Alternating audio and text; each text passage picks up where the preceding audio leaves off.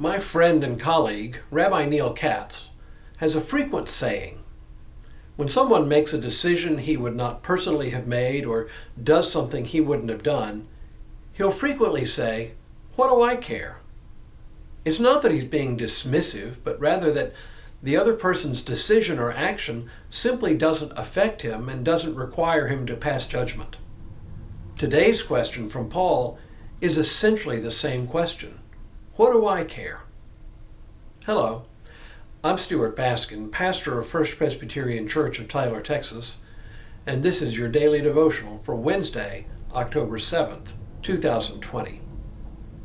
Like the letter to the Ephesians, Philippians contains only one question, and Paul asks it not as a means of advancing an argument the way he uses questions in the more combative letters to the Corinthians and the Galatians, where questions fairly pile up one on another. Paul begins Philippians by displaying a certain level of affection for the members of the church there. "I thank my God every time I remember you," he says in the beginning, words of tender endearment. Absent are words of accusation, as in the Corinthian letters and Galatians. But even with these words of endearment, there is still a hint of controversy in this letter. And while we don't know exactly what the controversy was, the context of the letter leads us to believe that, as with the Galatians, there were missionaries trying to convince the Philippians to adopt Jewish law and practice as a prerequisite to becoming a Christian. And we already know how deeply Paul rejects that. But he also alludes to a different problem, one that he faces where he is at the moment, which is in prison in an unnamed city. The Philippian church had responded to Paul's imprisonment by sending one of their members, Epaphroditus, to deliver gifts to him, not unlike a care package we might send today. But there were others, either in prison with him or in the town where he was imprisoned, who were preaching the gospel out of less than charitable motives.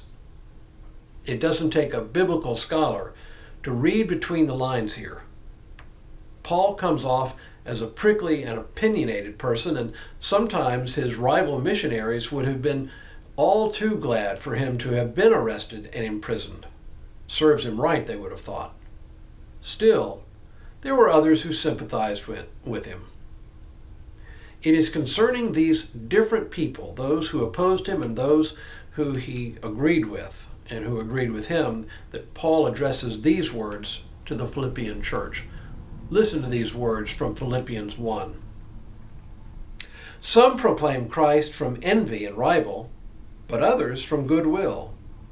These proclaim Christ out of love, knowing that I have been put here for the defense of the gospel. The others proclaim Christ out of selfish ambition, not sincerely, but intending to increase my suffering in my imprisonment. What does it matter?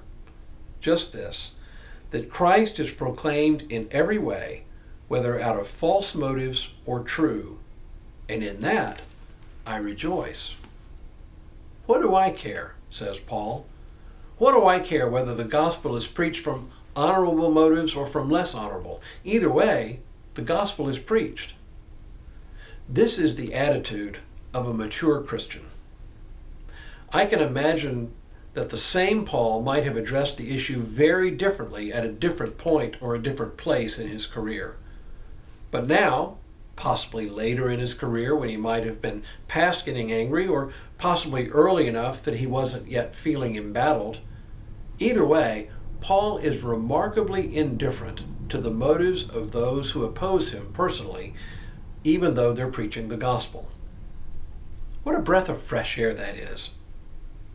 At a time when people are ready to say that the sky is green if an opponent or rival of theirs remarks on the beautiful blue sky, to hear someone willing to accept that a rival or opponent may actually have something constructive to say strikes me as remarkably and refreshingly mature.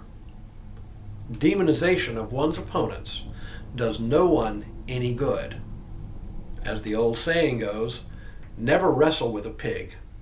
You'll both get muddy, and the pig will like it. And now may God continue to bless you and keep you in all that you do, this day and in all the days ahead.